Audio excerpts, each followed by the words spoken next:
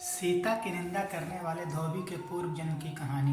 मिथिला नाम की नगरी में महाराज जनक राज करते थे। उनका नाम था शीरध्वज। एक बार वे यज्ञ के लिए पृथ्वी जोत रहे थे। उस समय फाल से बनी गहरी रेखा द्वारा एक कुमारी कन्या का प्रादुर्भाव हुआ। रति से भी सुंदर कन्या को देखकर राजा को बड़ी प्रसन्नता हुई और उन्होंने उस कन्या का नाम सीता रख दिया। परम सुंदरी सीता एक दिन सखियों के साथ उद्यान में खेल रही थी। वहां उन्हें एक शुक्र पक्षी का जोड़ा दिखाई दिया। वो बहुत मनोरम था। वे दोनों पक्षी एक पर्वत की चोटी पर बैठकर इस प्रकार बोल रहे थे। पृथ्वी पर श्री राम नाम से विख्यात एक बड़े सुंदर राजा होंगे। उनकी महारानी सीता के नाम से विख्यात होंगी। श्री राम सीता के साथ 11,000 वर्षों तक राज्य करेंगे। धन्य है वे जानकी देवी और धन्य है वे श्री राम। तोते को ऐसी बातें करते देख सीता ने यह सोचा कि ये दोनों मेरे ही जीवन की कथा कह रहे हैं। इन्हें पकड़कर सभी बातें पूछूं। ऐसा विचार कर उन्होंने अपनी सखियों से कहा, यह पक्षियों का जोड़ा सुंदर है, तुम चुपके से जाकर इसे पकड़ लाओ। सखियां उस पर्वत पर गईं और दोनों सुंदर पक्षियों को पकड़ लाईं। सीता उन पक्षियों से बोली, तुम दोनों बड़े सुंदर हो, देखो डरना नहीं। बताओ तुम कौन हो और कहाँ से आए हो? राम कौन है और सीता कौन है? तुम्हें उनकी जानकारी कैसे हुई?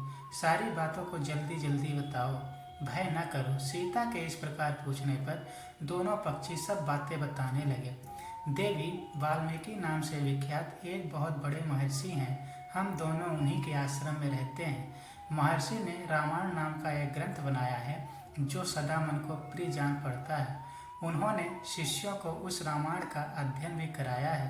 रामायण का कलेवर बहुत बड़ा है। हम लोगों ने उसे पूरा सुना है। राम और जानकी कौन है, इस बात को हम बताते हैं तथा इसकी भी सूचना देते हैं कि जानकी के विषय में क्या बातें होने वाली हैं। तुम ध्यान देकर सुनो। महर्षि ऋषांसिंह के द्वारा कराए हुए पुत्रेष्टि यज्ञ के प्रभाव से भगवान विष्णु राम, लक्ष्मण, भरत और शत्रुघ्न ये चारों शरीर धारण करके प्रकट होंगे। देवांगनाएं भी उनकी उत्तम कथाएं का गान करेंगी। श्री राम महर्षि विश्वामित्र के साथ भाई लक्ष्मण सहित हाथ में धनुष लिए मिथिला पधारेंगे। उस समय वहां वे शिव जी के धनुष को तोड़ेंगे और अत्यंत मनोहर रूप वाली सीता को अपनी पत्नी के रूप में ग्रहण करेंगे।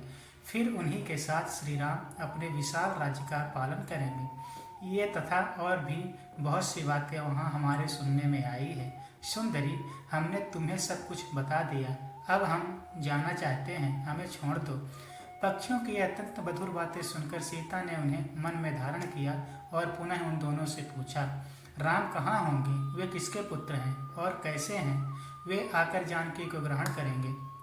मनुष्य अवतार में उनका श्री विग्रह कैसे होगा? उनके प्रश्न सुनकर सुखी मन ही मन जान गए कि ये सीता ही हैं। उन्हें पहचान कर वह सामने आ उनके चरणों पर गिर पड़ी और बोली, श्री रामचंद्र का मुख कमल की कली के समान सुंदर होगा। नेत्र बड़े बड़े तथा खिले हुए, नासिका ऊंची, पतली और मनोहरिणी होगी। भुजाएं घुटनों तक, गला शंख के समान होगा। वक्षस्थल उत्तम व चौड़ा होगा। उनमें श्रीवत्स का चिन्ह होगा। श्री राम ऐसा ही मनोहर रूप धारण करने वाले हैं। मैं उनका क्या वर्णन कर सकती हूँ? जिसके 100 मुख हैं वह भी उनके गुणों का बखान नहीं कर सकता। फिर हमारे जैसे पक्षी की क्या विसात है। वे जानकी देवी धन्य है जो शीघ्र रघुनाथ के साथ हजारों वर्षों तक प्रसन्नता पूर्वक विहार करेंगे। परंतु सुंदरी, तुम कौन हो? पक्षियों की बातें सुनकर सीता अपने जन्म की चर्चा करती हुई बोली, जिसे तुम लोग जानकी कह रहे हो वह जनक की पुत्री मैं ही हूँ। श्री राम जब यहाँ आकर मुझे स्वीकार करेंगे तभी मैं तुम दोनों को छोड़ूंगी। तुम इच्छानुसार खेलते हुए मेरे घर में सुख से रहो। यह सुनकर सुखी ने जानकी से कहा, साध्वी, हम वन के पक्षी हैं, हमें तुम्हारे घर में सुख नहीं मिलेगा। मैं गर्भिणी हूँ, अपने स्थान पर जाकर बच्चे पैदा करूँगी, उसके बाद फिर यहाँ आ जाऊँगी। उसके ऐसा कहने पर भी सीता ने उसे नहीं छोड़ा। तब उसके पति ने कहा, सीता, मेरी भाइया को छोड़ दो, यह गर्भिणी है। जब यह बच्चों को जन्म दे देगी तब इसे लेकर फिर तुम्हारे पास आ जाऊँगा। तोते के ऐसा कहने पर जानकी ने कहा, महामते, तुम आराम से जा सकते हो, मगर यह मेरा प्रिय करने वाली है। मैं इसे अपने पास बड़े सुख के साथ रखूंगी। जब सीता ने उस सुकी को छोड़ने से मना कर दिया तब वह पक्षी अत्यंत दुखी हो गया। उसने करुणायुक्त वाणी से कहा, योगी लोग जो बात कहते हैं वह सत्य ही है। किसी ने से कुछ न कहें, मौन होकर रहें, नहीं तो उत्तम प्राणी अपने वचन रूपी दोष के कारण ही बंधन में पड़ता है। यदि हम इस पर्वत के ऊपर बैठकर वार्तालाप न करते होते तो हमारे लिए यह बंधन कैसा प्राप्त होता। इसीलिए मौन ही रहना चाहिए। इतना कहकर पक्षी पुनः बोला, सुंदरी, मैं अपनी इस भार्या के बिना जीवित नहीं रह सकता, इसीलिए इसे छोड़ दो। सीता, तुम बहुत अच्छी हो, मेरी प्रार्थना मान लो। इस तरह उसने बहुत समझाया, किंतु सीता ने उसकी पत्नी को नहीं छोड़ा।